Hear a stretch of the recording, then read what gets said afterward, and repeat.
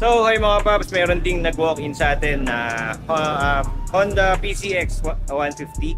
Ayan, kung makikita nyo. Ayan. So, nag-avail siya ng M1 Plus, yung 60 watts natin na Zenlo. Ito siya mga tol. Ayan. 60 watts. So, install natin dito. And may dala-dala rin siyang mini driving light na isa pa. Ito, itong malaki. So, ito yung install ni Kuya George, syempre. Itong M1 Plus and yung dala-dala ni Sir na mini driving light. So, install natin yan dito sa PCX na to. So, yun guys, papakita namin sa inyo mamaya yung finished product ng ating installation by Kuya George, kay George Works. Yeah.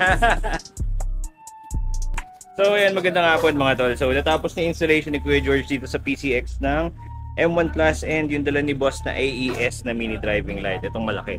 Ayan. So, ayan, Kuya George, paano mo ba in-install to?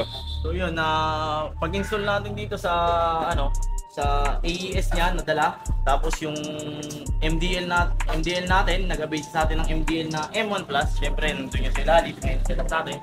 Nilagyan natin yan ng stibos, tapos hininangan natin siya para intact na intact yung yung mga dugtungan.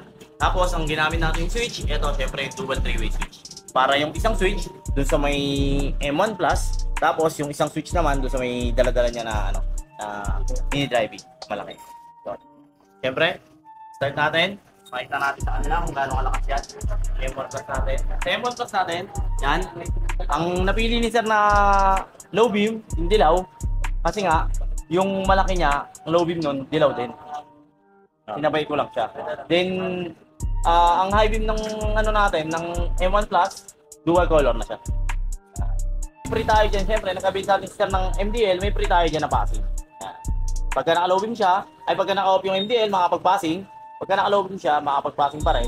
Ang kagandahan dito, pagka naka-low beam siya sa malaki, yan, makapag-passing pa rin siya. Kahit mag-high beam siya, makapag-passing pa rin.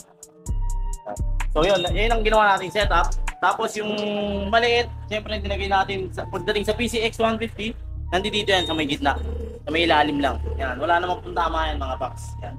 Tapos yung malaki niya, syempre meron na siyang crash guard, dyan na natin yung nilagay, nakapang na. So yun mga paps, sa lahat ng gusto magpa-setup ng ganyang motor, lalo na sa mga PCX 150, alam nyo na kung saan kayo pupunta. Dito lang yan sa Pops Pa Install, Pateros Drive. Basta sa Pops Pa Install, alagang Pops ka. Peace!